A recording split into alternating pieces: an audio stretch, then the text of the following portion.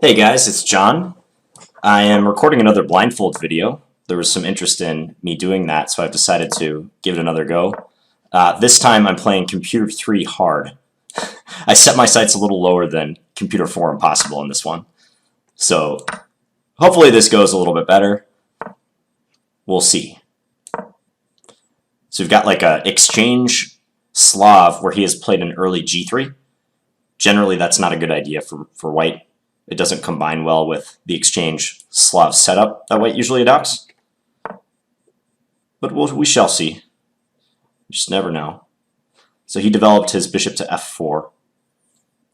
He has a normal setup except for the g3 move.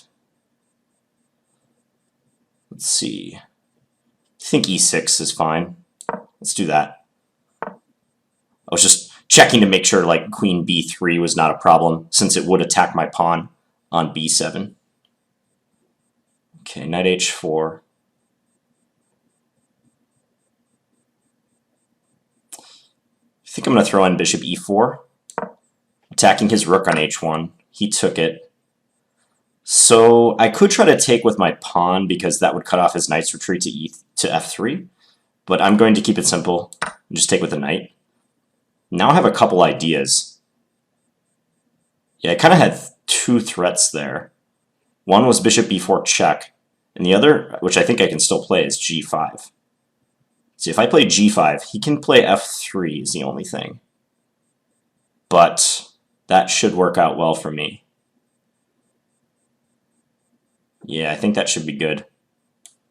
So g5, forking the bishop and the knight. And I think he has to play f3. Yep, the engine did. So now, unfortunately, I can't retreat my knight to a square that would still keep my pawn on g5 defended and still fork his two pieces. I don't have that available. Like if I go to f6, he can take on g5. And if I go to d6, he can take my knight. So I think I'm going to take on f4.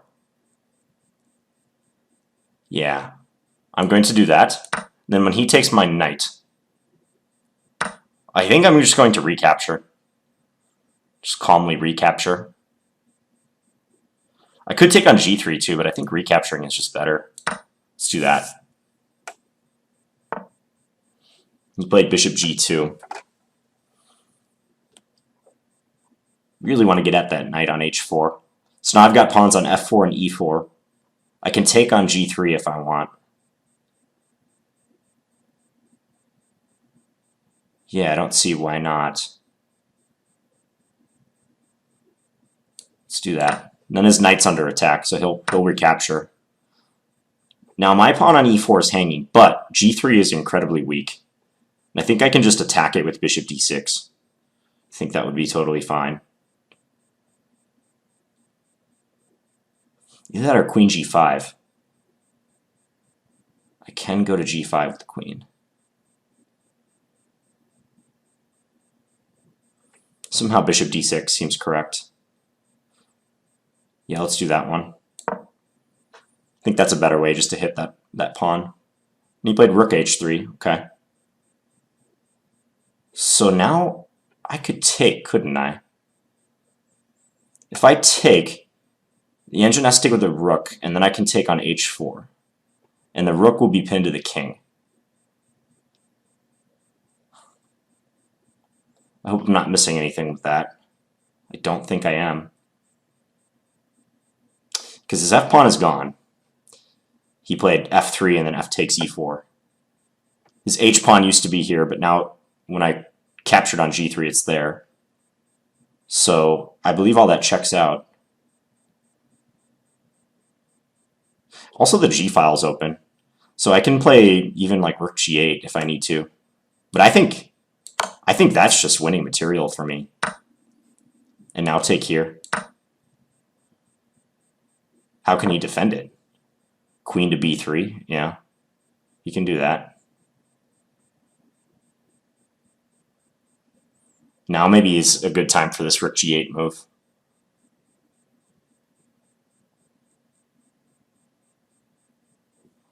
Let's see. G8, yeah, I like the look of it.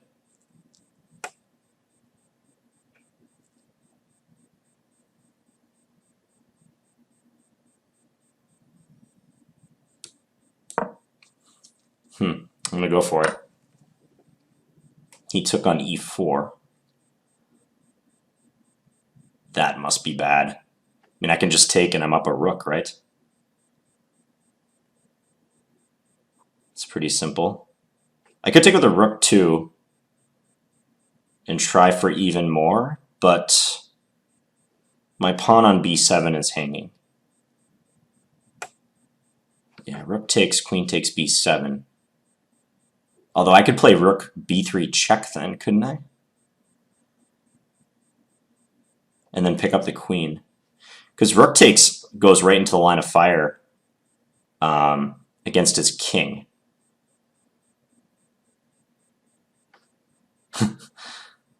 This is kind of a funny situation, because I think queen takes g3 just wins me the game, more or less, but rook takes g3 is even greedier and better, if I'm seeing everything properly.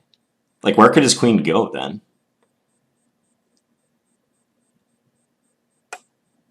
Because I still have my knight on c6, so he can't go like queen b5 or queen a4 check. Okay, I'm gonna trust my instincts. He took with check on c6, okay. So I just recapture. Now what? Where are you going to go with your queen? Okay, he sacked his queen. Nice for me. Yeah, it's looking pretty bad for the engine. Little engine that could. King d2. So I'm up a lot of material now. A lot of material.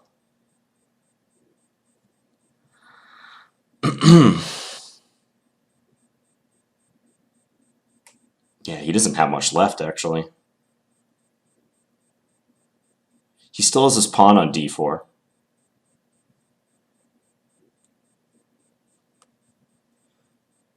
But does he really only have his king and his rook as far as his pieces, and then some pawns?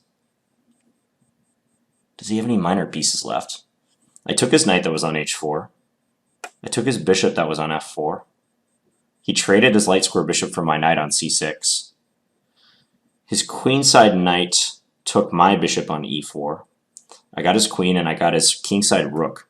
So he really just has his queenside rook left. And I have rook and queen. Can't believe I have that much material compared to him. I don't have any minors, right? My kingside knight perished. My dark square bishop perished. My light square bishop was traded on e4. And he took my knight. So I just have rook on a8, queen on g3. And I think I know where all the pawns are. Yeah, so let's just go rook d8. I mean, I had the time. I just to go think back through all that. Even though black is winning easily, figure why not just retrace my steps and make sure I'm not missing anything.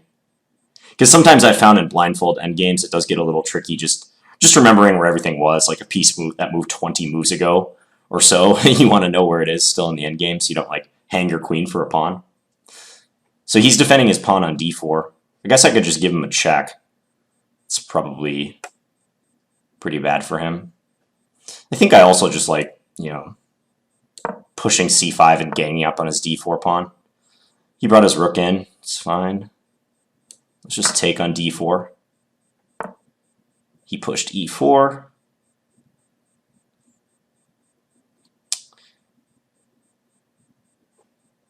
Let's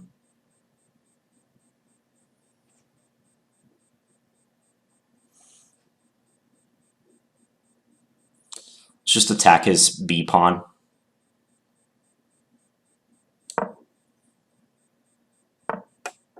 He played b4. Okay, I think I can go queen c3 check now. Yeah, there's nothing stopping me from doing that. He ran with his king.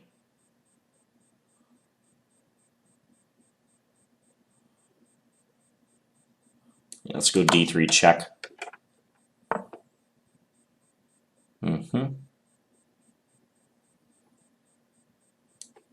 Go d2 check. Force king f1. Now I want to get my rook in the game quickly. Does he have a pawn on a2 or a3? Yeah, the pawn's on a3. It is, because way back when he tried to stop bishop b4. So I can't play rook takes b4. I was just wondering that the last couple moves whether I could take his b pawn. I think the fastest way to do this is just move my king. And now I plan to bring this rook over to g8. There's not much he's going to be able to do about mate soon. So bring the rook back over to the open file.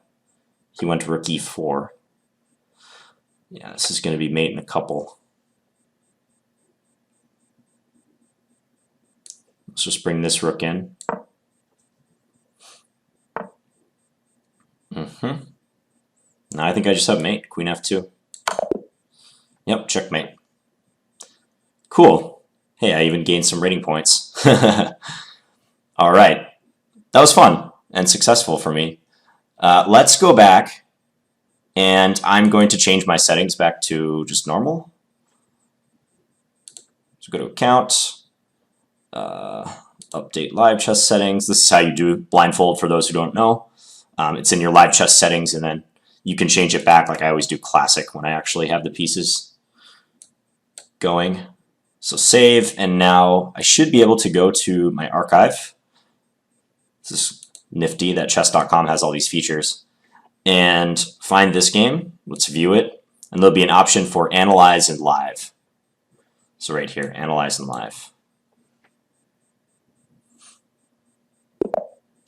Okay. So let's just look at it from my perspective since I was black. As I've said in previous blindfold videos, I think it makes sense to stick with openings that you know when you're trying blindfold, because I've found that when people get into trouble in blindfold, it's often because they wind up in some opening that they're not familiar with, and that leads to a middle game they're not familiar with, and then it's just a domino effect from there. So especially if you're first starting out in blindfold, just play something that you know, your strongest line, ideally.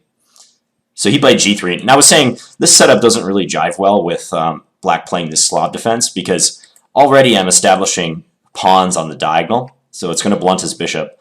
Also, the philosophy of c4, the Queen's Gambit, doesn't fit especially well with a kingside fianchetto often.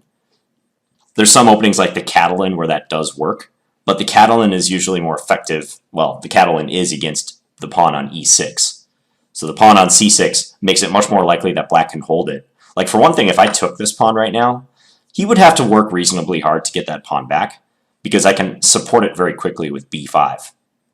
Compared to, say, I had my pawn on e6 and this pawn is back on c7, as in the Queen's Gambit declined or something, then queen a4 check might be an easier possibility. But as it stands here, I'm ready to support this pawn at a moment's notice. I didn't take it, though. I just played knight f6, just developing. He took, I took. We made some standard developing moves. Yeah, so this is an exchange Slav position, except he's traded the move g3 for the more conventional exchange Slav move, bishop f4. And considering he played bishop f4 on the next move, I think it's pretty clear that the g3 move doesn't help white too much in this position. Knight h4. I don't know if this is such a great idea for him. The engine should just probably develop its light square bishop and try to castle. And I found that bishop e4, when the knight comes over to h4, if bishop e4 is possible, it's an annoying move for them to deal with. So knight takes, I took with the knight, because now, as I was saying, there's these two threats, right? There's check here, which would be embarrassing for his king, and there's also g5. And I didn't think about this during the game, but if he plays, let's say he plays knight back to f3, trying to cover both threats, well, sometimes black can go g5, then let's say bishop here, and then, I guess it doesn't quite work in this position, but my idea was to play this and try to drive the knight back, and then go bishop b4, but it looks like he can do that. So that maybe dashes those dreams. So it's possible that knight f3 was just the best move for the engine right here. I mean, there might be some lines, like maybe one simple line is like I can just play to win the d4 pawn. Let's say he blocks now. Maybe just take. Looks very good for black. And if he gives a check here, I guess I could even play b5 in that case, because I was about to say I should play knight c6, but b5 is even fine, because take, I have knight c2, royal fork. So, yeah, he's already in some pretty big trouble at this point. And Engine played a3, covering the b4 square. And I went g5. Went f3. I think that's the only move. Otherwise, he just straight up loses a piece. And as I was saying, this knight doesn't have like a convenient retreat square that would keep the fork threat alive. Because if I go to f6, he can just grab on g5 now. My queen is blocked from taking the bishop. And if knight d6, then he can trade, which is also very good for black. Like one line that comes to mind that looks pretty darn good is this, knight g2 and then queen b6. Problem with these pawns. But I think the game continuation is even stronger. Take on f4. He takes. I just took here. Went bishop g2. I take on g3. And then bishop d6. And that g3 pawn is a huge liability for white. Huge liability. In fact, I don't think they can really defend at this point, now that I look at it. One thing I thought they would do is king f2, but I guess king f2 I can even just play. There's probably several things that are good, but just maybe check is the easiest. Force the king away and then take the pawn on g3, and his position's rapidly collapsing. So the engine defended with rook h3, but then I took. The key factor in this was the pin, but also when it dawned on me that, hey, I've got the g file open actually because I went for that g5 takes on f4 thing, that really was the final straw, and I think this combination has to be good for black based on all of this. This would be nice by itself, even if there was a pawn on g7, but the rook coming to g8 too, in conjunction with that, is too much for him. Still though, after queen b3, rook g8, I'm pretty surprised the engine didn't play king f2. Although again, king f2 is just met by queen f4, so it probably saw that that was hopeless. Yeah, so that's also losing for the computer. So he took on e4. This is just sort of a deflection move. I guess they're hoping I take with the queen so that rook takes g8, check. It's kind of funny, like I'm talking like this computer program, this non-thinking program, as if it's a human. I'm saying like, the computer saw this, or the computer was hoping that.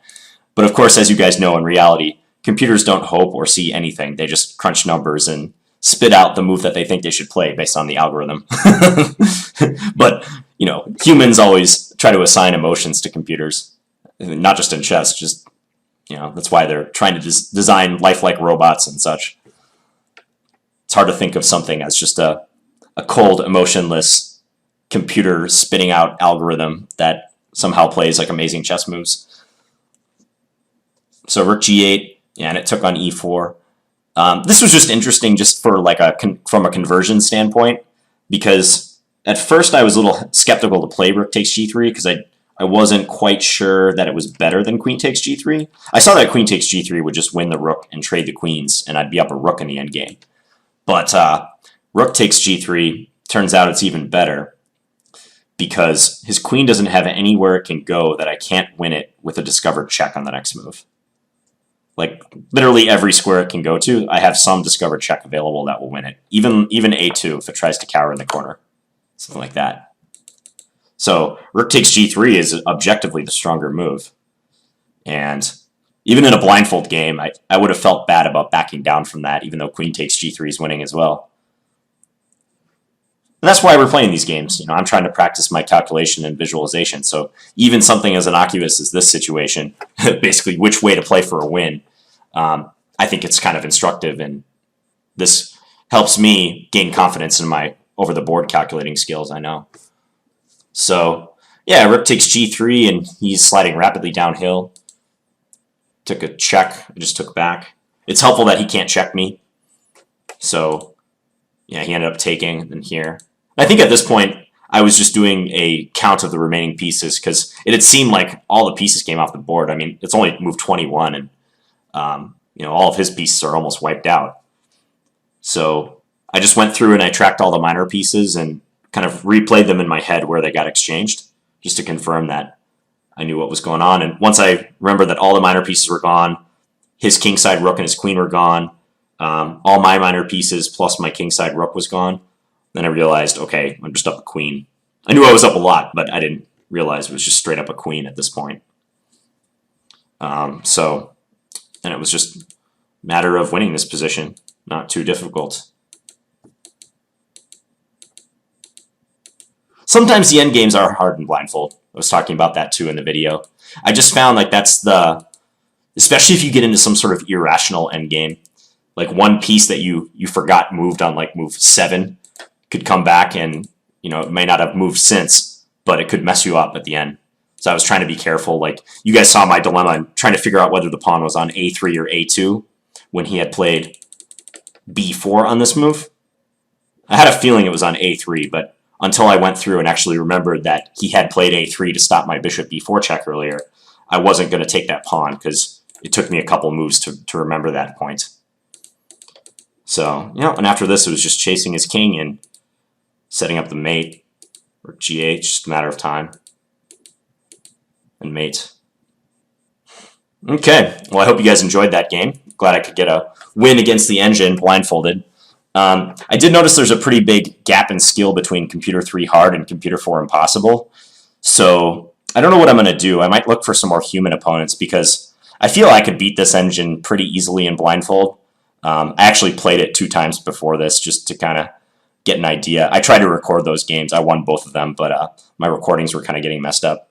So this one I think will record fine.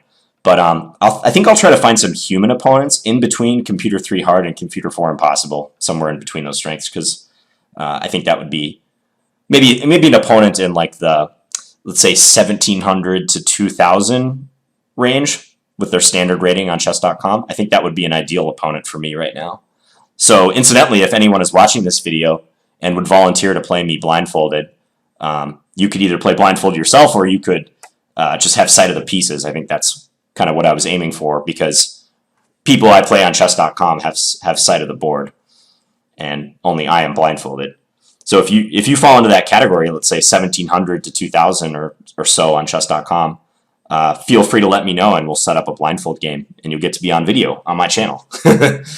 So, all right, hope you guys enjoyed this one and I will talk to you guys later. Bye.